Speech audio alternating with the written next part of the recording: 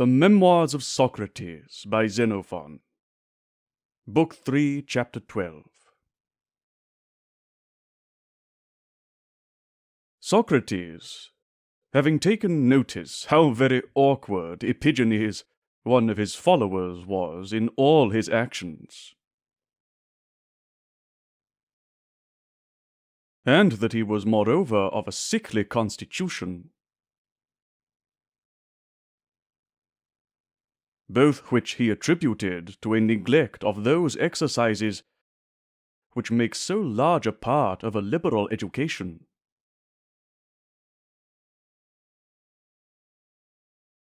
he reproved him for it, saying, "How unbecoming it was in him to go on in such a manner."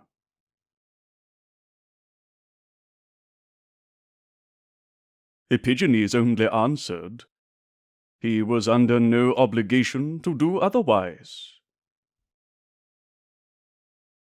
"At least as much," replied Socrates, "as he who hath to prepare for Olympia. Or do you suppose it, Epigenes, a thing of less consequence to fight for your life against the enemies of your country, whenever it shall please our Athenians to command your service,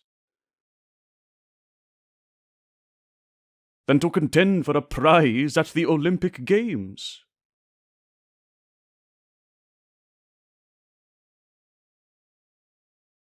How many do we see who, through feebleness and want of strength, lose their lives in battle? Or, what is still worse, save themselves by some dishonorable means?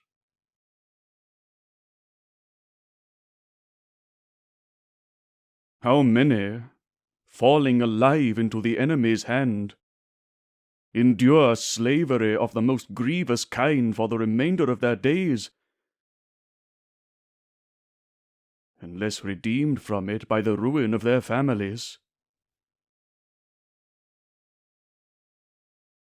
whilst a third procures himself an evil fame, and the charge of cowardice is given to imbecility?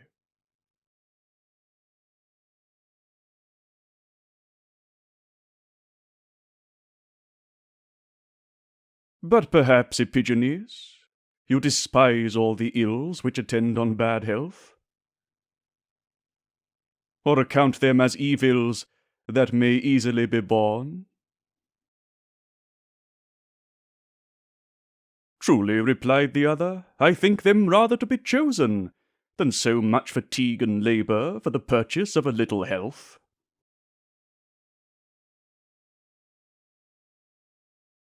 "It may be, then," answered Socrates, "you equally contemn all the advantages arising from a contrary complexion. Yet to me they seem to be many and great. Since he who is possessed of a good constitution is healthful, strong, and hardy, and may acquit himself with honour on every occasion. By the means of this he ofttimes escapes all the dangers of war. He can assist his friends, do much service to his country, and is sure of being well received wherever he shall go.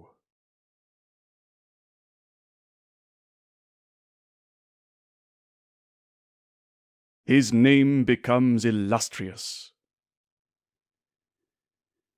He makes his way to the highest offices, passes the decline of life in tranquillity and honour, and leaves to his children the fair inheritance of a good example.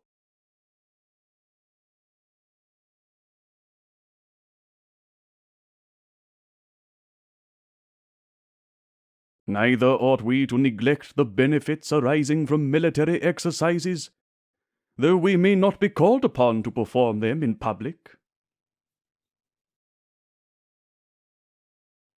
Since we shall find ourselves not the less fitted for whatever we may engage in, from having a constitution healthful and vigorous.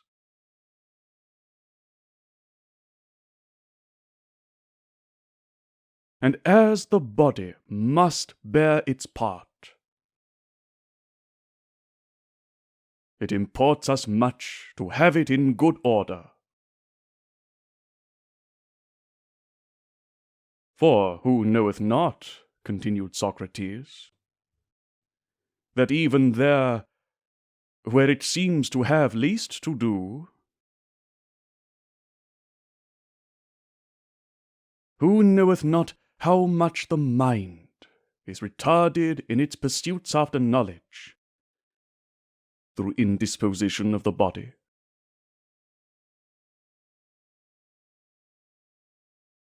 So that forgetfulness, melancholy, fretfulness,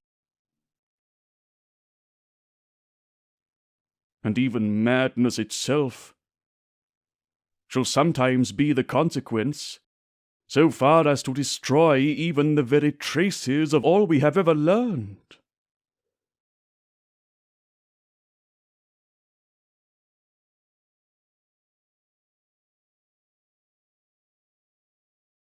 But he whose constitution is rightly tempered need fear none of these evils. And therefore he who hath a just discernment will choose with pleasure whatever may best secure him from them.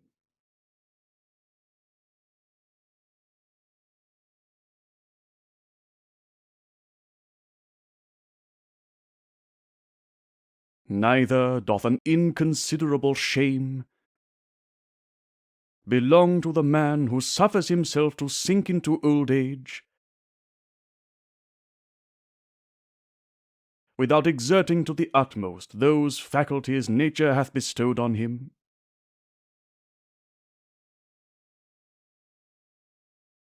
and trying how far they will carry him towards that perfection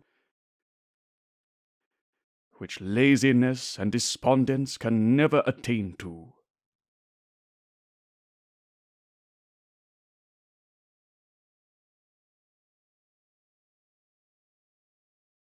For dexterity and strength are not produced spontaneously.